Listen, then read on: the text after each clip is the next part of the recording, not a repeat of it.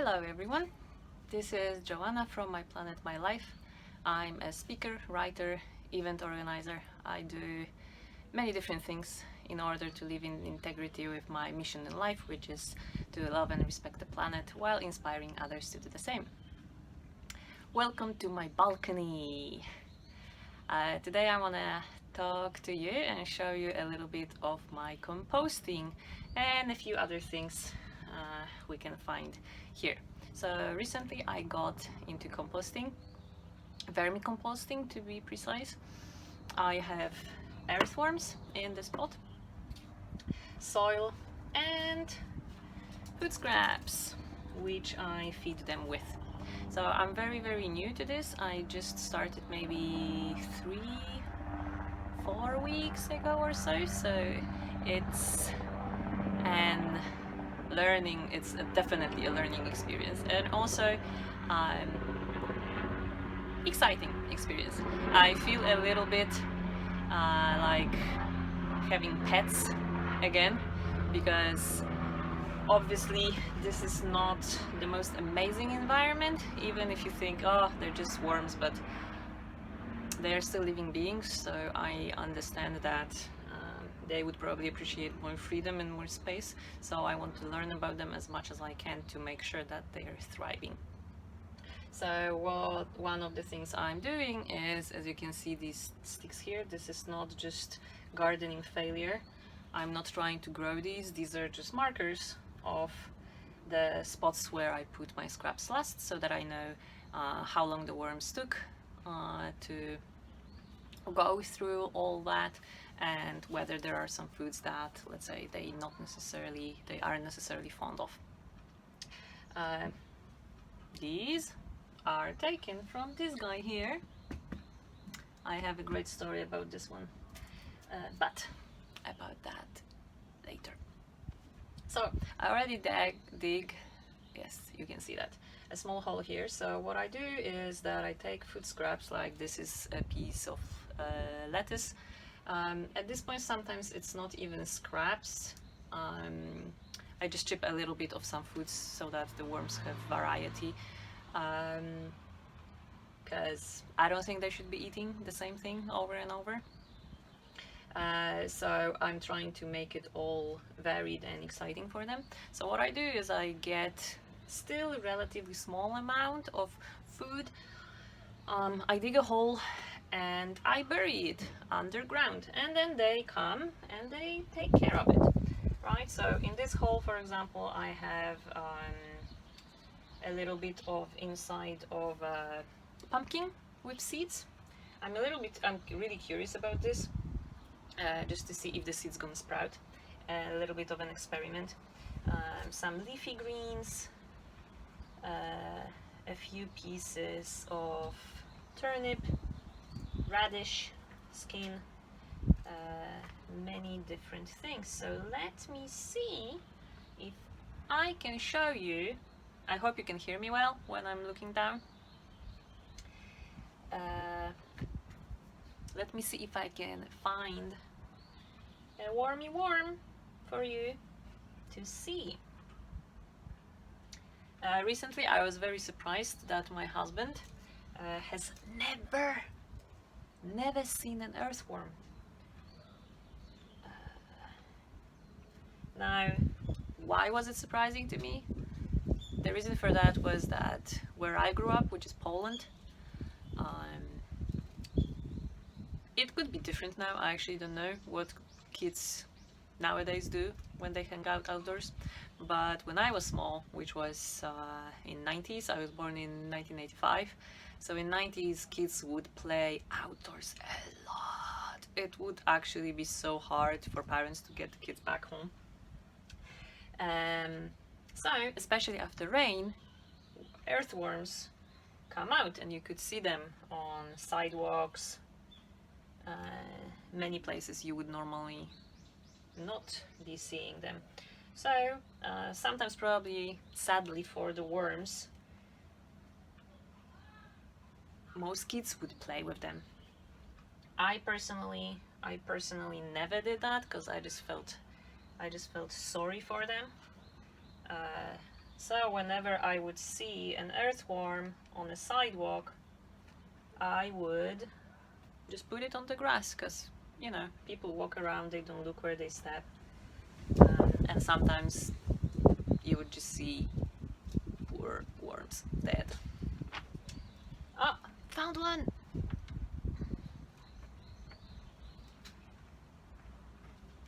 Okay, these guys were hiding deep. Maybe they went away when I was digging the hole originally. So here we have one, small but fat. I can see a few more trying to escape already. So let me show you this guy here. I hope it's clear enough. So we have some soil here. Okay. Here it is. This is an earthworm. Say hello.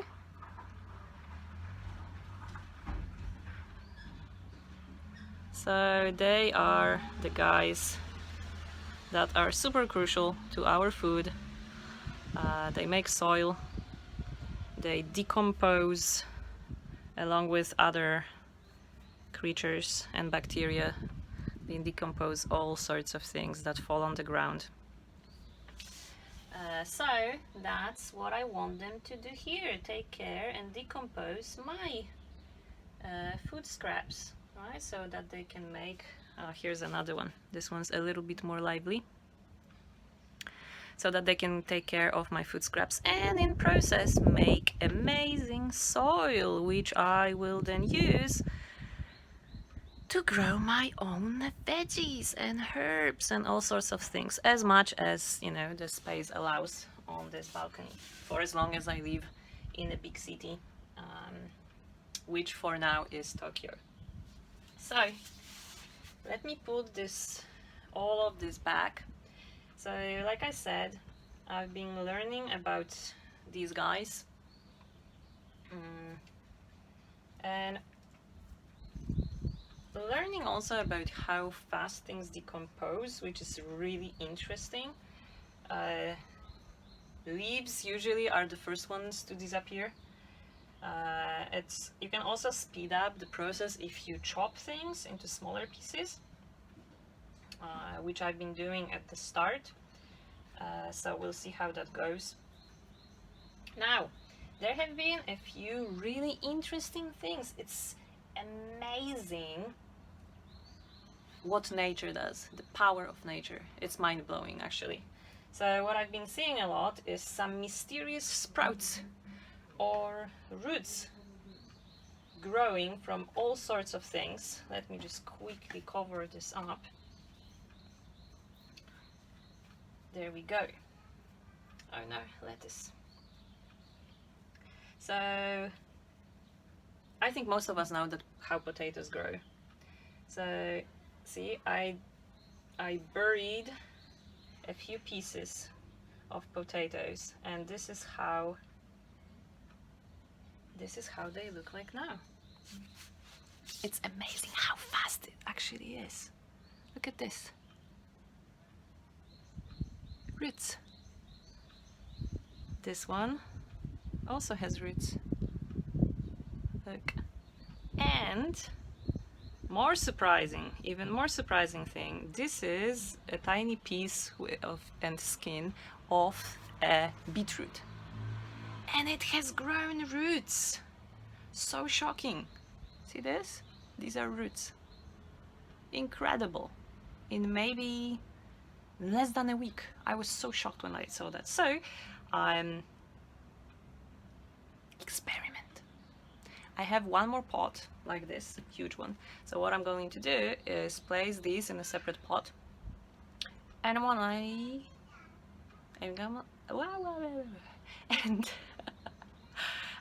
I'm gonna check after a while and see if they grow into something. It's really exciting. So I'm gonna put them back here. So again, this is my small composting site. Like I said, it's really interesting, it's really exciting, I love it.